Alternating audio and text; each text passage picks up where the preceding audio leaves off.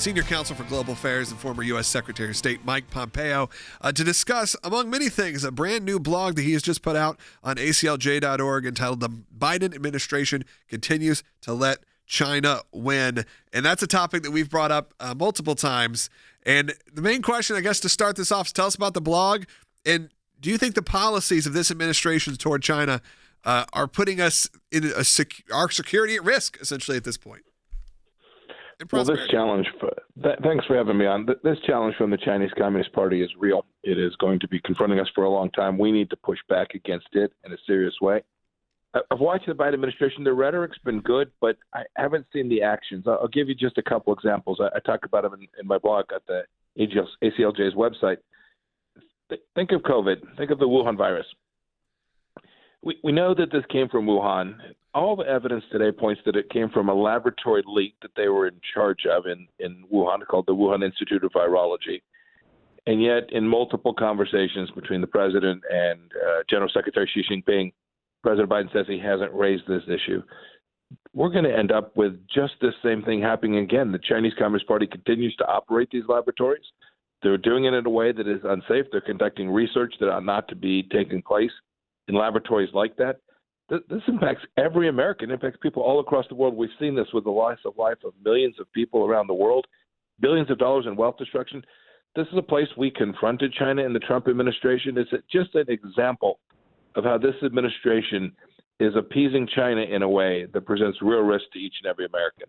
Well, and we also know, and you pointed out in your article at ACLJ.org, that China's foreign minister recently said if the U.S. no longer interferes in China's internal affairs, then we can have even smoother cooperation on climate change. And we know Secretary Kerry has signaled that we need to separate the climate change issue from other issues we may have with China. Has the administration not looked at any past dealings with China? And how can they believe that they're dealing with a good faith negotiator? Boy, that's a great point. Look, when the United States said the United States will re-enter the Paris Climate Accords, this is a global agreement on carbon reduction. People make promises as part of this agreement.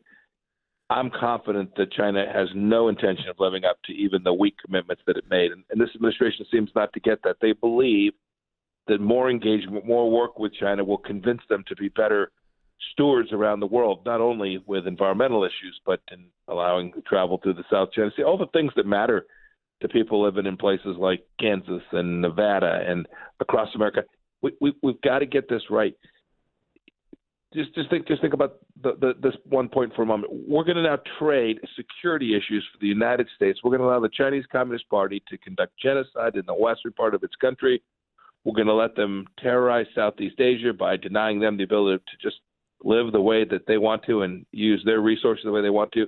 And we're going to trade that for some promise that the Chinese about environmental issues that the Chinese Communist Party has no intention of living up to. They have they built more brand new coal-fired power plants last year than they did even the year before that.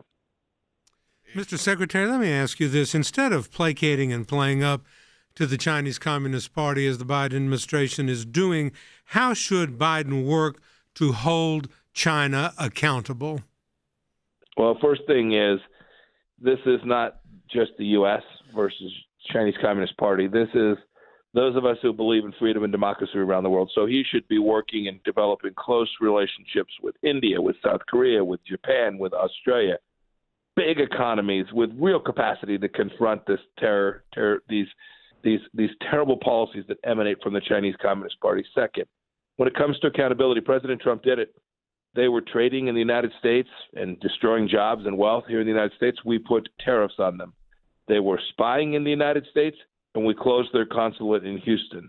They were challenging us in the South China Sea, and we began to send ships that traveled in the Taiwan Straits. Those are the kinds of things that an administration that is serious about sending a deterrence message. We don't want war with the Chinese Communist Party. If we send a deterrence message, if they know that America is rising, America is strong, and America is prepared to defend its own citizens, then the Chinese Communist Party will back down. If we don't, if we appease them, they will drive a truck through it.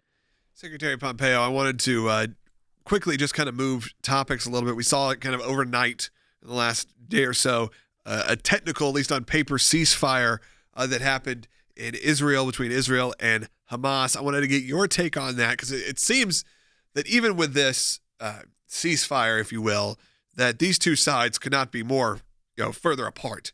And what is your take on what's happening right now and what the path is forward? Oh, goodness, that's certainly true. Remember, this would be the most recent in a series of ceasefires. Right. Every time Israel responds and begins to crush Hamas's military power, Hamas screams for a ceasefire. Yep. And the world, sadly, puts pressure on Israel to do just that. Well, here's what you won't see in the ceasefire agreement. I haven't seen it, but you won't see this. You won't see Hamas renouncing its desire to wipe Israel off the face of the earth. You won't see Hamas saying we will never be terrorists again. You won't see Hamas saying we'll no longer take money from the terrorists in Iran. This is good news. If there's not killing, if there's not violence, this is always good news. But the threat, the desire of Iran and Hamas and Hezbollah to wipe Israel off the face of the earth, that hasn't changed. This ideological intent has not changed. And that means the United States continues to have a responsibility to make unambiguously clear that we will support Israel in its right to defend itself, and we will assist them with the tools and capabilities that they need to do just that. I know we talked about, when you were on earlier this week, sort of the emotional impact for a lot of us of the Abraham Accords, what it meant to us over the last multiple years to see Israel finally, getting maybe some respect again from the U.S. government for I didn't think we'd live in a world where it would be this divided, where now we're seeing even anti-Semitism taking out the streets in New York and L.A., places where the Jewish communities are thriving, are really the biggest places for Jewish communities, maybe L.A. and New York and Chicago and a few others. We're seeing in Times Square, Palestinian activists, Hamas activists, attacking just random people who they identify as Jewish or people that they get into a conflict with. We saw this in L.A. We saw customers of a restaurant get singled out because of their faith.